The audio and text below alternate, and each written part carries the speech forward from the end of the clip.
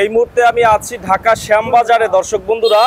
তো দর্শক বন্ধুরা এই মুহূর্তে আমি আছি মেসাস আহসান ট্রেডার্স ঢাকা শ্যামবাজারে।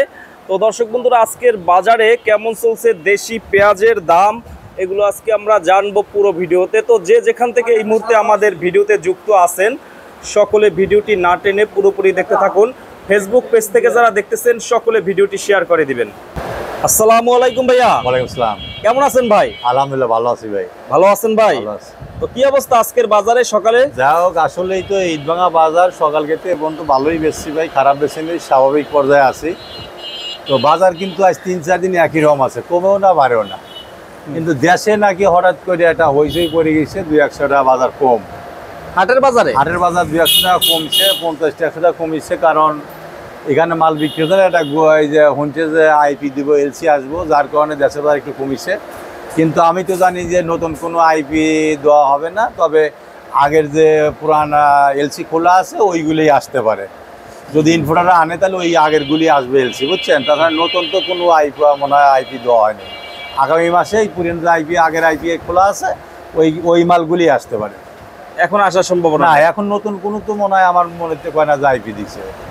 তো যাই হোক আসলেই ভালো মাল থাকলে পরে সবসময় বেচা কেন হয়।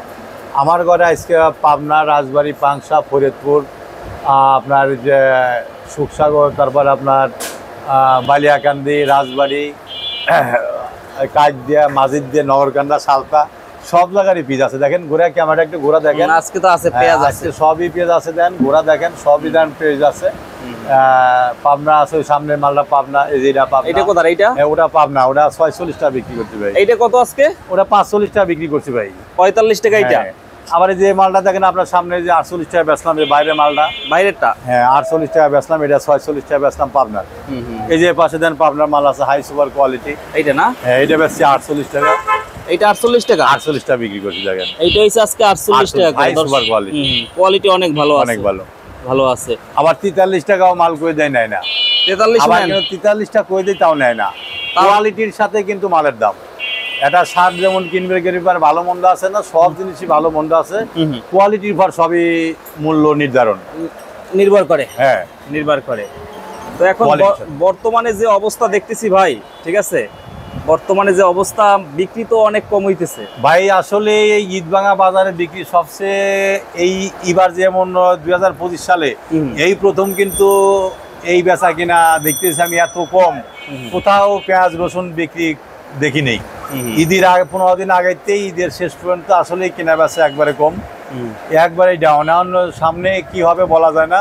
তো আমি আশা রাখছি যে সামনে একটু বেচা কেনা বেশি হবে সামনে। হ্যাঁ আমি আশা রাখছি যে সামনে একটু বেচা কেনা ভালো হবে, ভালো হবে। তো এখন হাটের বাজারে হঠাৎ করে দাম হঠাৎ করে ৫০-১০০ টাকা বাজার কমিছে। এই যে একটা কথা ছড়াইছে যে আইপি দিছে সরকার, এলসি আসবে, এর যে কারণে দামটা ৫০-১০০ টাকা কমে গেছে বাজার। গুজব। এখন গুজব কি এটাও বলি না, আমি জানি যে আগের যে এলসি করা আছে ওই এলসি গুলি আগামী মাসে আসতে পারে, ওইটাই আসতে পারে আগামী মাসে শুরু করে কি ভাই ১০ দিন পরেও আসতে পারে। আগের যে এলসি করা আছে ওইগুলি এনি টাইম যে কোনো সময় আসতে পারে বলা যায়। এখন আসলে তো অবস্থা খুব খারাপ হবে। তবে আমি আবারও বলি সরকারের কাছে আবেদন করি এলসি দেশি পিসটা যাতে ৬০ থেকে ৭০-৬৫ টাকা বাজার হলে নতুন আইপি দেওয়া হয়, তাছাড়া জন্য আসলে এলসি পিস দেওয়া হয় না, নইলে বাংলাদেশের কিছু কিন্তু টাকার ক্ষতিগ্রস্ত হবে। দাম বাড়ার পরে দিলে ভালো, হ্যাঁ দিলে ভালো। এরপরও হঠাৎ করে ঈদের পর থেকেই পাইকার কম আপনাদের বাজারে। পাইকার যারা মনে করেন যে ঈদের আগে পেঁয়াজ কিনে নিয়েছিল কম দামে, ওইগুলি ঈদের পরে এসে ওরা কিন্তু ওই দোকান খুলে আবার ওইগুলি বিক্রি করতেছে, যার জন্যে আসলে পাইকার কম। ওইগুলো বিক্রি শেষ করে আবার আসবে, নতুন নেবে আবার আসবে। তবে আমি আশা রাখি আষাঢ় মাসের ১৫ তারিখে ফুল বেচা কেনা আরম্ভ হবে আমার মনেতেই কয়। আষাঢ় মাস থেকে? হ্যাঁ আষাঢ় মাসে কেবল ৮ দিন, যার ১ সপ্তাহ পরে ফুল বেচা কেনা হবে। আর কৃষকদের কি অবস্থা তাদের এই দামে? আসলে কৃষকদের আর কি বলবো, বলার তো শেষ নাই। কৃষকরা কিন্তু একেবারে ফুল মার্ডার। এই অবস্থায় প্রত্যেকটা পিস কিন্তু ৫০ টাকা পড়ে গেছে খেতেই। এখন বর্তমানে একটা কামলার দাম ৮০০ থেকে ১০০০ টাকা। এখন এই কামলার খরচ, বীজের দাম, চাষের দাম, সারের দাম, উটিনের দাম, গাড়ি ভাড়া, চাঙে উটিনের চাতাল খরচ, এগুলিও মনে করেন যদি খরচ ধরা যায় তাহলে ৫০ টাকা সলিড পড়ে যায় প্রত্যেক মন পিস খেতে। তবে আমি কিন্তু এর আগের খবরে আমি বলেছি যে কৃষকদের একটা সুখবর আছে গুড অয়েল, সেটা হলো যারা সামনের বছর মুড়ি কাটা পিস লাগাবেন সে বাইরে জানি এখনই 1 সপ্তাহের মধ্যে 10 দিনের মধ্যে ঘুরে পিস কিনে কেনার চেষ্টা করে। এই প্রায় 80 থেকে 1 লক্ষ টাকা সেভ হবে প্রত্যেক 33%।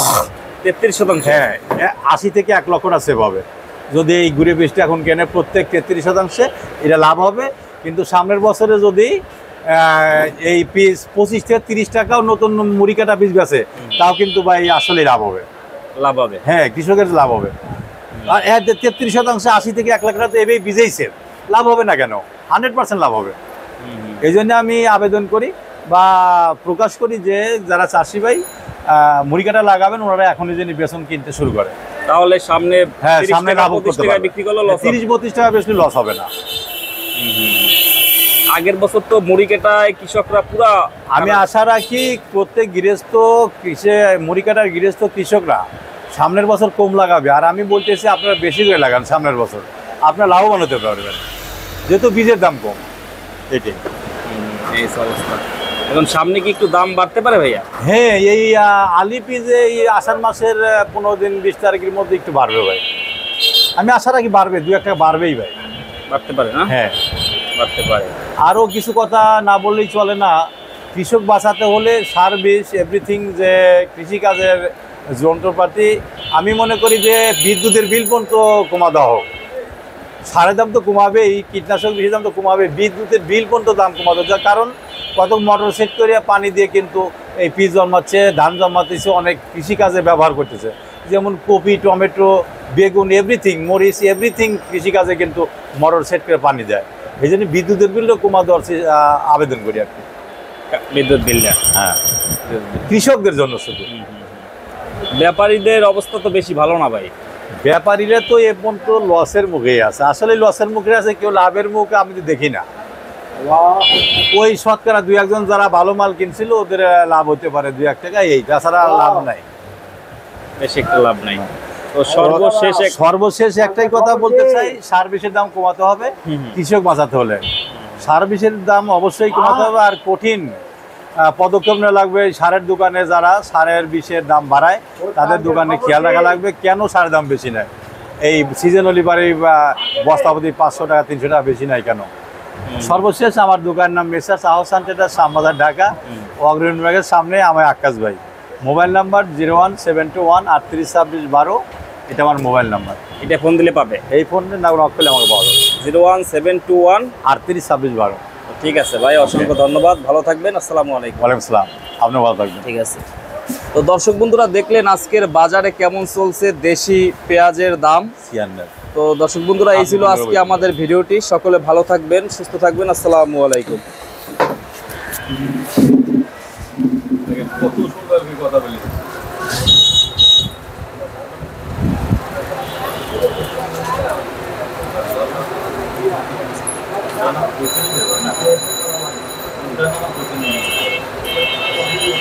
আল্লাহ